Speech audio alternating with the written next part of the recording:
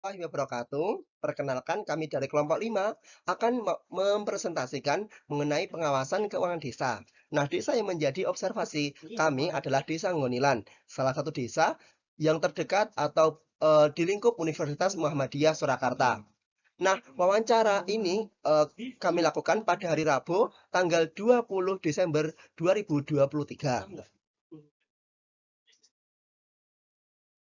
Anggota kelompok kami ada 8 orang, yaitu saya sendiri Brilian Sarama dengan NIM 50, Adi Wahyu dengan NIM 57, Rahayu Siwi dengan NIM 62, Wartopo Eksa dengan NIM 67, Hafaza Iqbal dengan NIM 76, Atanudar dengan NIM 93, Rica Siska dengan NIM 104, dan Nabila Ayu dengan NIM 117. Bila Ayu Duri dengan NIM 117. Di sini saya akan menjelaskan profil Pemdas Gonilan. Gonilan adalah desa di Kecamatan Kartosuro, Sukoharjo. Letak desa sangatlah strategis, yaitu berdekatan dengan komplek kampus Universitas Muhammadiyah Surakarta dan PPMI Asalam Sukoharjo. Desa Gonilan sekaligus menjadi desa pembatas antara Kabupaten Sukoharjo, Karanganyar, dan Sukoharjo Solo. Berdiri pula Hotel Lor-In dan Hotel Syariah Solo. Selain itu, terdapat pula pusat perbelanjaan modern domestik skala besar, yaitu Goro Asalam Hypermarket.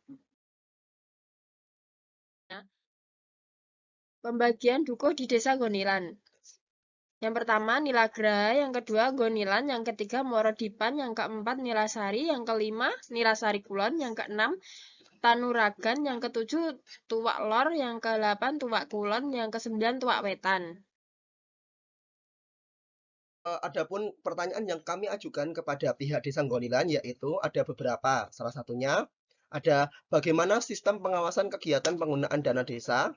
Yang kedua, bagaimana mekanisme pengawasan keuangan desa. Yang ketiga, apa saja keterlibatan tim pelaksana dalam proses kegiatan penggunaan dana desa. Yang keempat, bagaimana pengawasan BPD atau Badan Permusyawaratan Desa dan masyarakat dalam memonitor keuangan desa. Serta pertanyaan yang terakhir yaitu bagaimana jika ada pihak yang menggunakan dana tapi dikorupsi. Apa penanganan yang dilakukan oleh desa? Bahasan dari pertanyaan yang pertama akan dijelaskan oleh teman kami Ata Nudar Nafisah. Untuk Ata kami persilahkan. Nafisah NIM A210210193. Saya akan menjelaskan mengenai sistem pengawasan kegiatan penggunaan dana desa. Penerimaan dana desa langsung dari kementerian yang langsung ditransfer ke rekening desa untuk kepentingan warga dan bertujuan untuk kesejahteraan warga Gonilan. Kesejahteraan warga antara lain infrastruktur dan sosial kemasyarakatan. Infrastruktur antara lain seperti pembangunan aspal dan selokan, sedangkan sosial kemasyarakatan seperti posyandu balita dan lansia. Untuk penggunaan dana desa diawali dengan musyawarah dusun dan musyawarah desa untuk mengetahui apa saja yang dibutuhkan warga Gonilan. Selanjutnya akan dijelaskan oleh Eksa. Saya Wartopo Eksa Lembayung dengan NIM 067 akan menjelaskan tentang mekanisme pengawasan keuangan desa.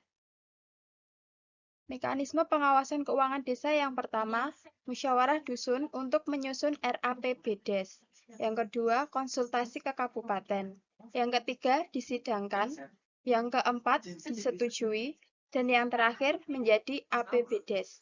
Setelah itu, bendahara menyerahkan uang ke tim pelaksana kegiatan atau TPK untuk membeli bahan yang dibutuhkan dalam proses kegiatan. Pembelian bahan ada indeks harga yang telah disesuaikan.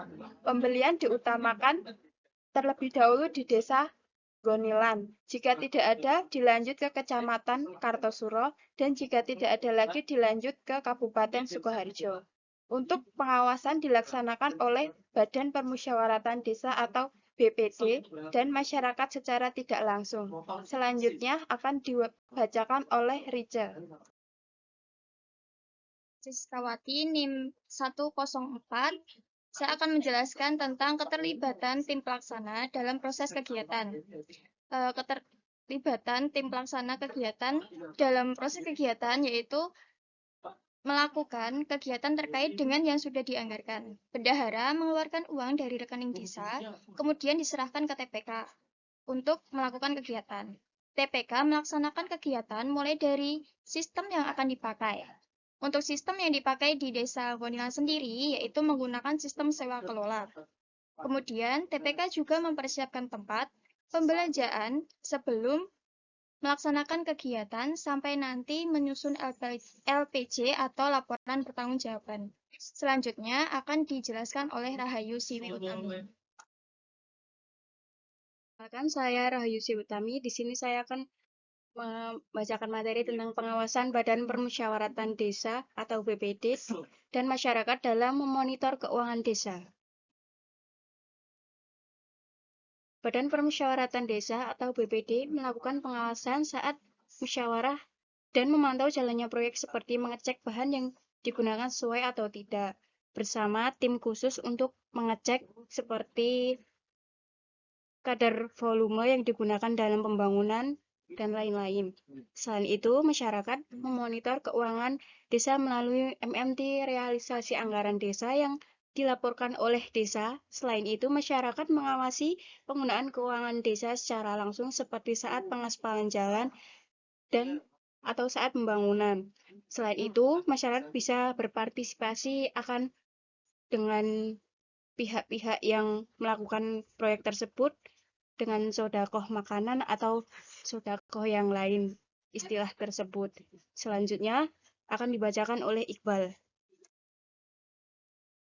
Saya baca Iqbal Firdaus, NIM 076.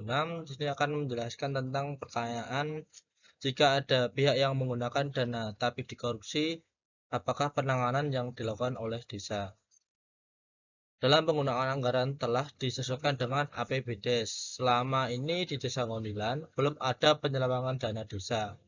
Antisipasi yang dilakukan oleh desa adalah pengecekan yang dilakukan secara berkala oleh inspektorat. Misalnya pengecekan bukti atau nota yang diperbelanjakan oleh desa yang dilaporkan oleh pihak inspektorat tersebut. Untuk selanjutnya akan dijelaskan oleh Briliansyah. Nama saya Briliansara Malutfi. Di sini saya akan menjelaskan mengenai langkah-langkah yang dilakukan oleh pemerintahan Desa Gonilan jika ada anggaran APBDes yang kurang.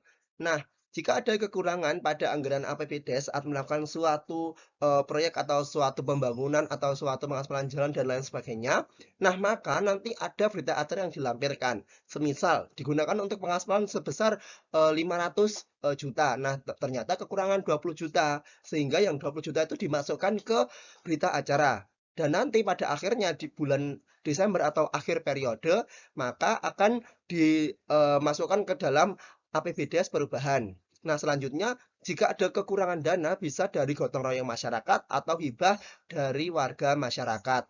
Selanjutnya adalah kesimpulan yang akan dijelaskan oleh Saudara Adi. Pengawasan di Desa Gonilan terbagi menjadi dua pihak, yaitu internal dan eksternal. Yang internal dari desa dan daerah, sedangkan eksternal dari warga masyarakat. Realisasi anggaran sesuai dengan APBDes yang telah disepakati. Di Desa Gonilan, selama ini belum ada penyelewengan atas keuangan desa. Adalah kegiatan dokumentasi seusai kita wawancara dengan pihak atau dari pemerintahan Desa Gonilan. Di sini foto bersama dengan Bapak Carek. Kebetulan Bapak Lurah belum bisa diajak foto karena ada beberapa hal yang harus diurusi. Berakhir sudah presentasi dari kami. Apabila banyak kesalahan, kami memohon maaf yang sebesar-besarnya. Assalamualaikum warahmatullahi wabarakatuh.